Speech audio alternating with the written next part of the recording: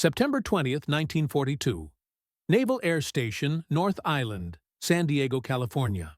The Pacific breeze whispered across the tarmac as Lieutenant Commander Eddie Sanders gripped the control stick of a plane that shouldn't exist in American hands. The Japanese Mitsubishi A6M20, tail number 4593. The controls were foreign, the dials marked in Japanese script, and the air smelled faintly of oil and secrecy. Around the hangar, armed guards stood watch. Sanders was about to take flight in what was, without question, the most valuable aircraft in the world. The Zero had arrived weeks earlier, a captured miracle from the fog-shrouded Aleutian Islands, and with it, the key to breaking Japan's aerial dominance.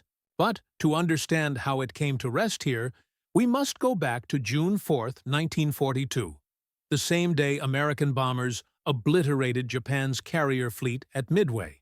Hundreds of miles north, another battle played out in the freezing skies over Dutch Harbor. Alaska?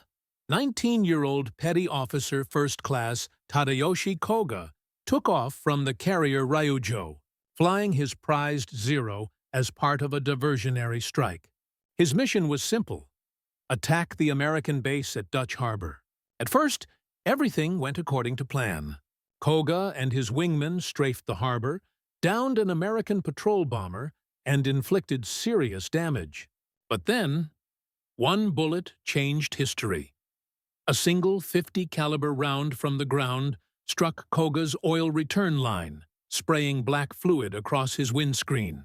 His engine would seize within minutes. Calmly, he radioed his commander and turned toward Akutan Island, a designated emergency landing site 25 miles away. There, a submarine waited to rescue downed pilots. As he descended, Koga saw a flat green field that looked perfect for a landing. But what appeared solid was, in truth, a bog. His wheels touched down at 80 miles per hour, the aircraft skimming gracefully before the ground gave way beneath it.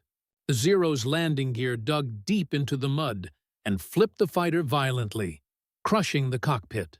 Koga died instantly, his body suspended upside down. His wingmen circled, torn between loyalty and orders to destroy the aircraft. They couldn't bring themselves to fire on what looked like an intact plane. The choice they made, to leave it, would change the course of the Pacific War. For weeks, Koga's Zero sat hidden in the fog, undisturbed and forgotten. The Japanese never returned. Then, on July 10th, an American PBY Catalina patrol plane flown by Lieutenant William Thies got lost in the Aleutians. Through a rare break in the clouds, crewman Albert Knack spotted something strange below. A plane with red circles on its wings, half buried in the marsh. When Thies returned to base, his discovery set off a flurry of activity. A recovery team was dispatched immediately. The operation was grueling. 3 weeks of labor in freezing winds and knee-deep mud. They built a wooden road to drag the Zero half a mile to the coast, then lifted it onto a barge bound for Seattle. From there, the aircraft was sent south, arriving in San Diego in August 1942 under heavy guard. Engineers and pilots swarmed the hangar, studying the intact fighter with awe. The Japanese Zero, long feared for its agility and speed, could finally be examined in full. What they found was a revelation. An aircraft built for pure performance, at any cost. It was light, fast, and ruthlessly efficient. But it was also fragile. The Zero had no armor for its pilot, no self-sealing fuel tanks, and a structure so thin that even minor hits proved fatal. The restoration took just 41 days. Every rivet, panel, and instrument was documented and repaired. Mechanics replaced the shattered windscreen, rebuilt the landing gear, and repainted the craft in American insignia. On September 20th, 1942, Sanders climbed into the cockpit for the first flight. The engine purred to life smoothly, a sound both foreign and beautiful. The Zero rolled forward, lifting effortlessly into the California sky. For an hour, Sanders pushed the aircraft to its limits. What he discovered was stunning.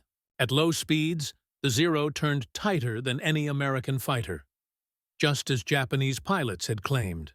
But above 200 knots, its controls stiffened dramatically. The ailerons froze, making high-speed rolls nearly impossible. And during dives that induced negative Gs, the engine sputtered and died completely due to its float carburetor. These weaknesses would become America's advantage. Sanders's reports reshaped pilot training overnight. American aviators were instructed to never engage a Zero in a turning fight. Instead, they were to dive at full throttle, forcing negative Gs to stall the Zero's engine, then roll hard right, a maneuver the Japanese fighter couldn't match. Use your speed. Don't turn with them. Dive and roll became the new gospel of air combat in the Pacific. These findings saved lives. Veteran pilots like Marine ace Kenneth Walsh later credited the Akutan Zero tests for giving them the tactics needed to survive and win. Confidence returned to American squadrons.